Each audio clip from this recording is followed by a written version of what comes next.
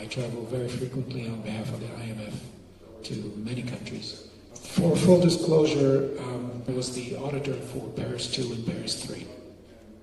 So I'm quite familiar with the framework and the conditionality that was put on with regards to Paris 2 and Paris 3. Without going into the details, the panel has asked us to trust them, and I'm finding it very hard today to provide you with the blind trust that we gave you in Paris 1, 2, and 3.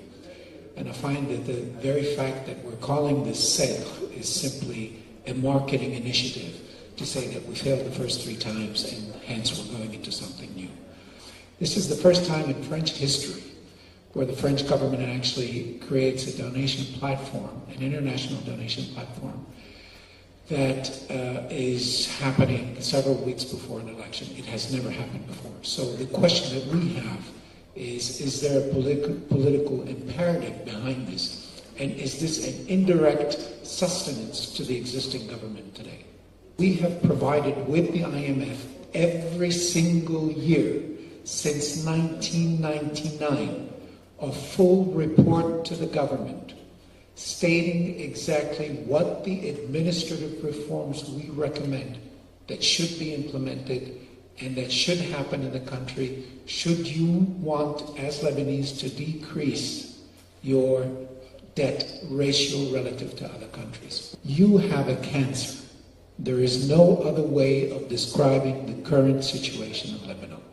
That cancer is a lack of governance, which has resulted in unequaled and unparalleled corruption.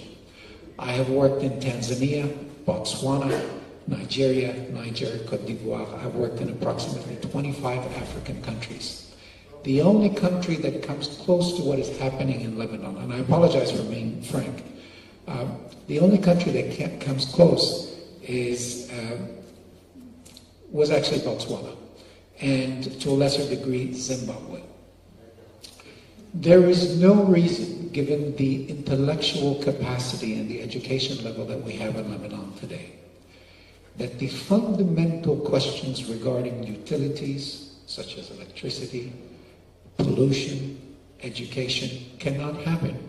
If we look at the airport, the maritime port, the tax evasion, all of these issues are conducive to bringing in, by simple reformation, or in many cases, simple application of existing laws, can bring into the Lebanese economy approximately $6 to $8 billion a year. That's a fantastic number. Instead of begging the French to give us this money, why isn't the administrative reform done internally? I understand that Lebanon, a country that has the economy of a city the size of Miami, has 30 ministers. By the way, the Russian government, which has 13 time zones, only has 9 ministers. So I understand that the consensual aspect makes it very difficult to come to coherent decisions. Today, my recommendation, and I think that is the recommendation of the World Bank in the current report, which you just mentioned and which I have read, I don't think Lebanon should be asking others for help. I genuinely think Lebanon should be asking itself, what can we do for ourselves? The current debt ratio, and I'm sure everyone here or a lot of people here have children, without a haircut, our great-grandchildren will still be paying the debt. And that is if we assume that the economy will grow at 8 to 10% per annum for the rest of the history of Lebanon, which is an impossibility. So the concept of corruption, I think, is the fundamental issue that we seem to be teetering above.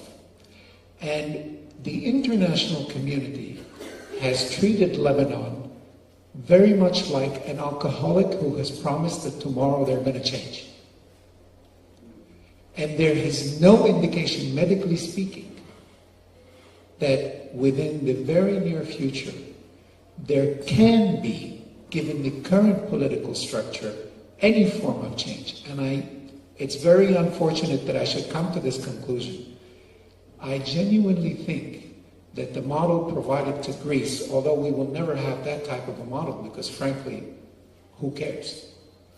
The model that is provided to ex-Yugoslavia and the model that was provided to Nigeria is perhaps the closest international verification model with regards to auditing and spending, which could provide Lebanon with an escape way.